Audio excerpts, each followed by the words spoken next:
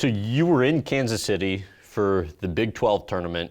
You just finished breakfast. What are you told? Exactly. Our guys were jacked up about playing in the second round of the tournament in Big 12 and playing West Virginia that night at 8 o'clock. So we get up from breakfast, getting ready to go to shoot around. And at that time, we're notified that the Big 12 tournament had been canceled. So we knew we were going to go without fans for that Thursday night game, but we still thought we were going to play. So, yeah, we were told that at that time. So instead of going to shoot around, an hour later, we're on the bus going back home.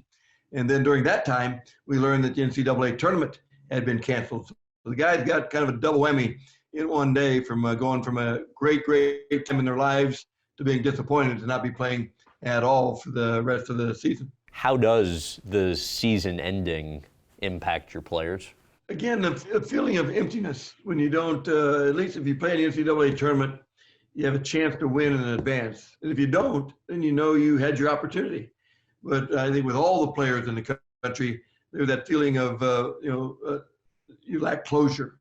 You lack that feeling of knowing what you lined up and you played. And now when you don't line up, you don't play, there's that lack of closure, that lack of, again, that empty feeling that we're just not finished yet, and yet we are. And again, it's really tough for the seniors because they played their last game not knowing that was their last game.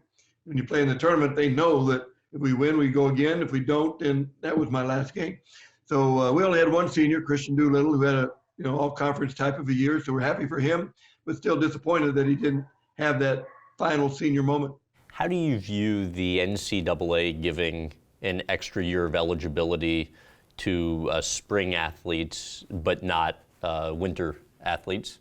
Can understand that. I mean, like in our case, we played 31 or 32 ball games. So they had their senior season, even though they didn't have the final notch to it. But yeah, it makes sense.